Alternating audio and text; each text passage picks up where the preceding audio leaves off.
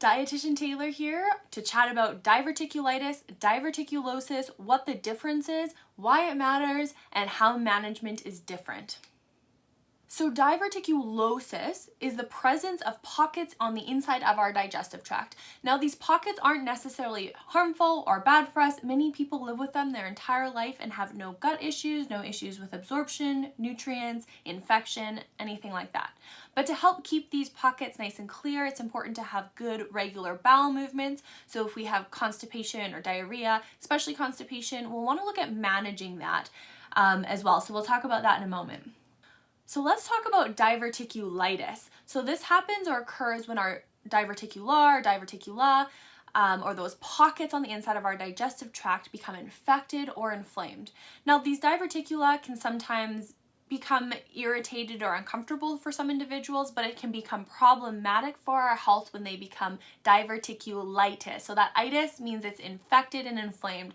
So this is often accompanied by fever, severe diarrhea, and inflammation, a little bit of inflammation in our gut potentially, maybe severe pain depending on the person and how your gut is interacting.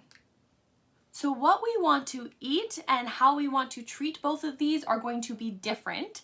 So when we have an infection, so diverticulitis, those pockets or diverticular are infected, we're going to want to typically actually reduce low fiber, low residue. We'll typically need antibiotics to treat this, so it's important when you have that fever, maybe that left-sided pain, diarrhea, to go to your doctor to see if either antibiotics are needed and which antibiotics are needed.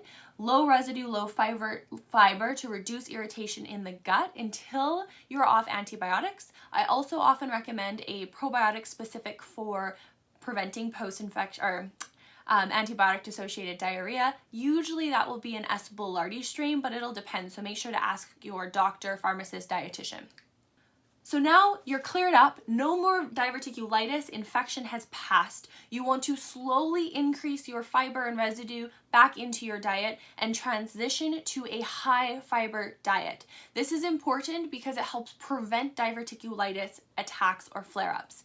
The other piece that's going to be really important here is that you reduce any gut irritants. So it is really common that we see individuals that have diverticulitis also have things like IBS or other overlapping digestive health conditions.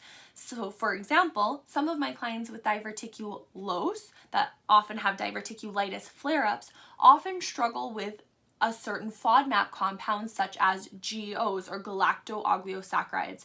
That's a component that can ferment a lot, and for some individuals it helps keep them regular, but for others it can be constipating.